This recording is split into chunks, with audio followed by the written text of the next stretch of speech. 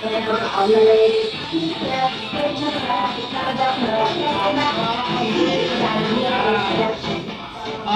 team po. Sabay-sabay po natin batiin ang Happy Birthday Shaina! 1, 2, 3! Ayan, parang tulong pa ata sila.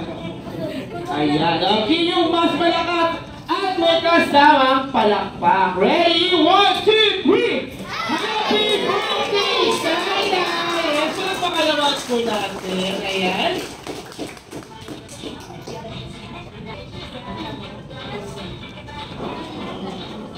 Ayan, dito na po sa kanya kay Pastor Rico.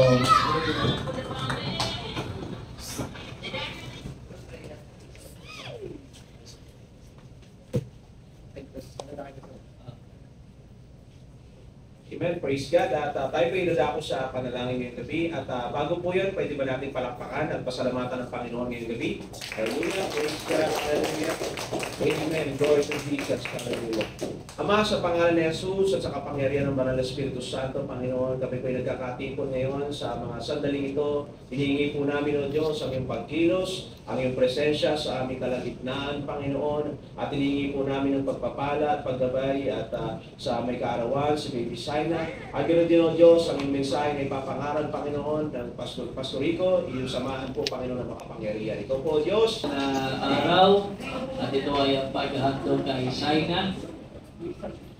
Sa Luke chapter 1 verse 57. Naganap na kay Elizabeth ang panahon ng panganganak at siya'y nanganak na isang lalaki at napalitan ng kanyang mga kapitbahay at sila'y nangakigalak sa kanya. At nangyari na ng ikawalong araw ay nagsiparon sila upang tuliin ang sanggol at siya'y tatawagin sana nila na Zacarias ayon sa pangalan ng kanyang ama. At sumagot ang kanyang ina at nagsabi, hindi kayo kundi tawag sa kanya Juan. Verse 66. At pagdakay na buka ang kanyang bibig at ang kanyang dilay na kalag at siya'y nagsalita na pinupuri ang Diyos at siniblan ng takot ang lahat na nagsisipana sa palibot nila at nabansa ng lahat ng mga bagay nito sa lahat ng lupay mabuhay.